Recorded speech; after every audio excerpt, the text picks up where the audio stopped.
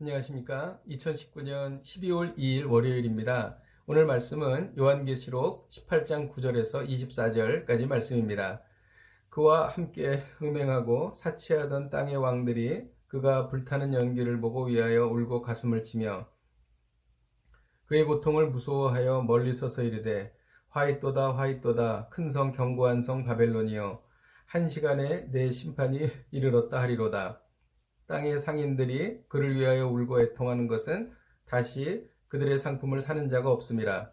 그 상품은 금과 은과 보석과 진주와 세마포와 자주 옷감과 비단과 붉은 옷감이요 각종 향목과 각종 상아 그릇이요 값진 나무와 구리와 철과 대리석으로 만든 각종 그릇이요 계피와 향료와 향과 향유와 유향과 포도주와 감람류와 고운 밀가루와 밀이요 소와 양과 말과 수레와 종들과 사람의 영혼들이라.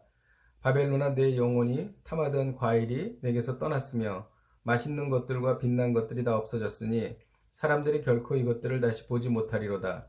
바벨론으로 말미암아 치부한 이 상품의 상인들이 그의 고통을 무서워하여 멀리 서서 울고 애통하여 이르되 화이또다 화이또다 큰 성이여 세마포 옷과 자주 옷과 붉은 옷을 입고 금과 보석과 진주로 꾸민 것인데 그러한 무가 한 시간에 망하였도다. 모든 선장과 각처를 다니는 선객들과 선원들과 바다에서 일하는 자들이 멀리 서서 그가 불타는 연기를 보고 외쳐 이르되 이 큰 성과 같은 성이 어디 있느냐 하면 티끌을 자기 머리에 뿌리고 울며 애통하여 외쳐 이르되 화이또다 화이또다 이 큰 성이여 바다에서 배 부리는 모든 자들이 너의 보배로운 상품으로 치부하였더니 한 시간에 망하였도다. 하늘과 성도들과 사도들과 선지자들아 그로 말미암아 즐거워하라. 하나님이 너희를 위하여 그에게 심판을 행하였음이라 하더라. 이에 한 힘센 천사가 큰 맷돌 같은 돌을 들어 바다에 던져 이르되 큰 성 바벨론이 이같이 비참하게 던져져 결코 다시 보이지 아니하리로다. 또 검은 고를 타는 자와 풍류하는 자와 퉁소 부는 자와 나팔 부는 자들의 소리가 결코 다시 내 안에서 들리지 아니하고 어떠한 세공업자든지 결코 다시 내 안에 보이지 아니하며 또 맷돌 소리가 결코 다시 내 안에서 들리지 아니하고 등불빛이 결코 다시 내 안에서 비치지 아니하고 신랑과 신부의 음성이 결코 다시 내 안에서 들리지 아니하리로다. 너의 상인들은 땅의 왕족들이라 내 복술로 말미암아 만국이 미혹되었도다. 선지자들과 성도들과 및 땅 위에 죽임을 당한 모든 자의 피가 그 성중에서 발견되었느니라 하더라. 아멘. 오늘 말씀은 음녀가 멸망하는 것을 보여주고 있습니다. 9절에 보면 그와 함께 음행하던 사치하고 있던 땅의 왕들이 그의 불타는 연기를 보고 가슴을 치며 울었다는 말씀이 있습니다. 여기에서 그는 음녀입니다. 음녀는 10절 중반절에 나오는 견고한 성 바벨론이요. 이 바벨론을 말하는데 바벨론은 여자의 이름인데 비윤리적이고 세속적인 권세를 상징하며 종말에 성도들을 핍박하고 신앙을 버리게 하는 악한 영의 세계적 조직으로 우리는 볼 수 있습니다. 이 음녀가 불에 타서 심판받는 것입니다.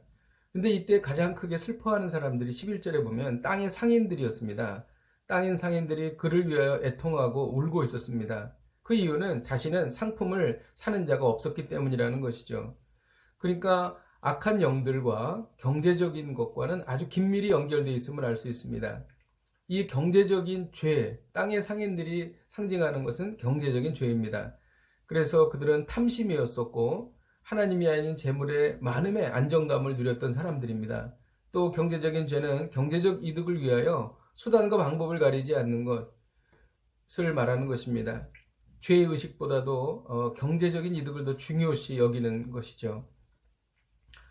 13절에 보면 이들이 파는 여러 가지 상품들이 있었는데 맨 마지막에 사람들의 영혼들이라는 말씀이 있습니다. 이것은 로마 제국의 노예 제도를 말하고 로마 제국에는 1000만 명가량의 노예가 있었습니다. 로마는 사치했을 뿐만이 아니라 사람의 목숨도 경시했던 것을 여기에 보여주고 있는 것입니다. 14절에 보면 바벨론아 내 영혼이 탐하던 과일이 어디 있느냐라고 말하는데 이것은 바벨론이 누리던 부귀와 사치를 말하는 것입니다. 또 맛있는 것들과 빛난 것들이 다 없어졌다고 기록합니다. 이것은 온갖 진미와 화려한 의복들을 말하는 것입니다. 이들이 그렇게 이 부가 1시간 안에 망하였다. 일순간에 망하였다. 이렇게 17절에 기록하고 있습니다. 또 선장과 각처를 다니는 선객과 선원들이 바다에서 일하는 자들이 멀리 서서 그 불타는 연기를 보고 외쳐 이르렀습니다. 이 큰 성과 같은 성이 어디 있느냐 하고 이들도 티끌을 머리에 뿌리고 울며 애통하고 있습니다. 이들도 이 바벨론을 통하여 돈을 벌었고 바벨론을 통하여 경제활동을 하던 사람들이었습니다. 또 20절에 보면 이것에 대해서 즐거워하는 사람들이 있었습니다. 하늘의 성도들과 사도들과 선지자들입니다. 이것은 사단에 대한 예수 그리스도의 승리를 즐거워하라는 것이죠. 이를 위해서는 세상의 화려한 삶을 살도록 유혹하는 악한 영의 방해를 이겨나가야 할 것입니다. 또 바벨론의 멸망을 위하여 매일 우리가 기도해야 될 줄로 믿습니다. 그리고 이 바벨론의 멸망은 다시는 돌이킬 수 없다는 것을 보여줍니다.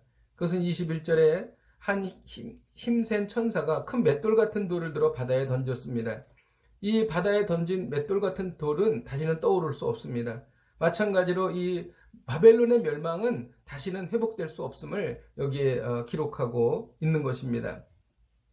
그리고 23절에 보면은 내 복술로 말미암아 만국이 미혹되었도다 이렇게 됩니다. 이 복술은 마술을 말하는데 로마가 만국을 유혹하여 거짓 안정감을 주고 신의 도성으로 자기들이 영원할 것이라고 선전하여 만국을 미혹한 것을 표현한 것입니다.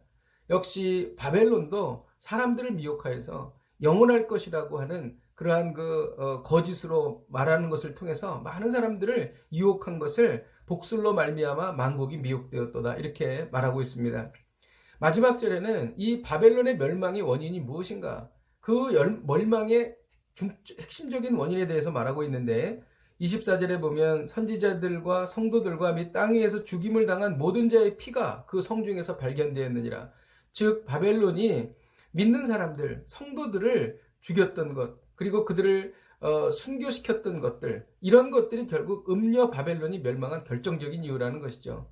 우리가 이 세상을 살면서 악한 영들의 어려움을 받고 또 고난을 당하고 고통을 당할 때 하나님께서는 그 진노를 쌓으셔서 결국은 그 진노를 해결해 주신다는 것입니다.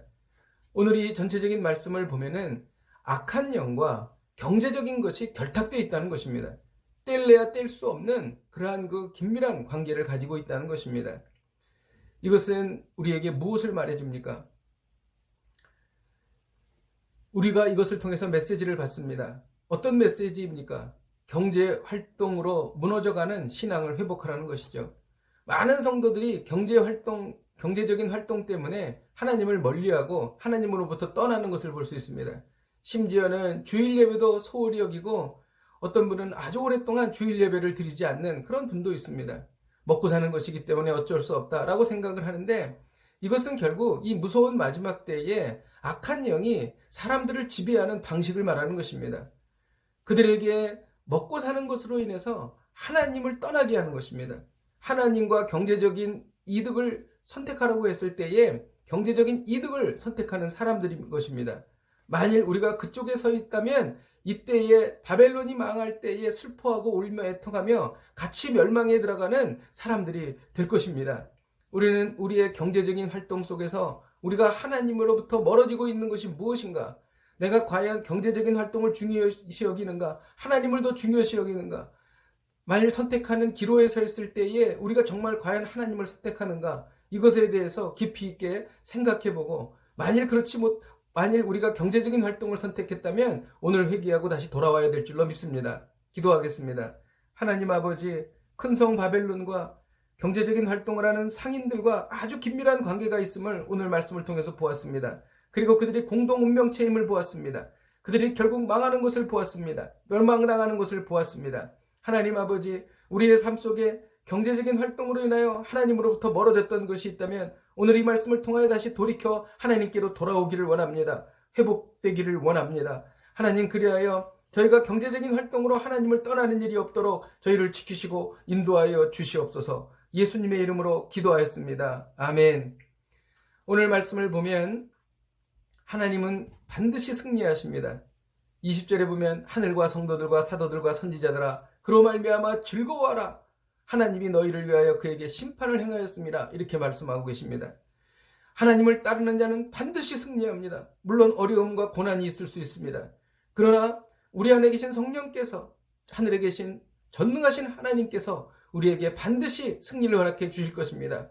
다소 어렵더라도 힘들더라도 우리가 하나님을 선택하고 또 이것으로 말미암아 큰 기쁨을 누리는 복된 하루가 되시기를 주님의 이름으로 축복드립니다. 오늘도 하나님의 말씀으로 하나님을 선택함으로 승리하시기를 축복드립니다.